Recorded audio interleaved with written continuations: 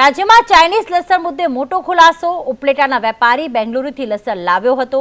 બેંગલુરુ વાયા મુંબઈથી લસણ લાવ્યા હતા। બહારથી આવતા લસણનો સ્વાદ અને કલર અલગ હોય છે। વેપારી લસણના 30 કટ્ટા મંગાવ્યા હતા।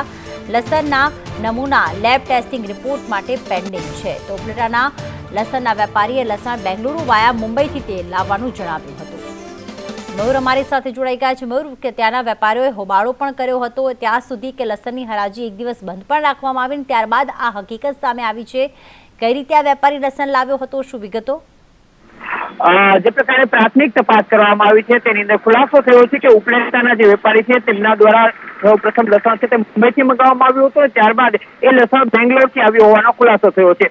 જોકે આ લસણ ચાઇનીઝ છે કે કેમ તે અંગે લેબોરેટરીમાં પરીક્ષણ માટે લસણનો એક જથ્થો છે એ મોકલીને ટેસ્ટિંગ કરવાની પ્રક્રિયા હાથ ધરાઈ છે। ગોંડલનું જે પોલીસ મથક છે તેના દ્વારા પણ આ અંગે વેપારીનું નિવેદન લેવામાં આવ્યું છે।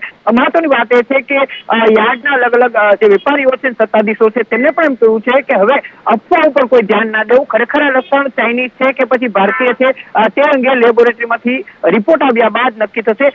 ગઈકાલે પણ રાજકોટના અને સૌરાષ્ટ્રના અલગ અલગ યાર્ડો છે તેની અંદર લસણની હરાજી બંધ કરવામાં આવી હતી અને હવે આ મામલો સ્પષ્ટ થાય તેવું સામે આવી રહ્યું છે। આભાર તમામ વિગતો માટે મયુર।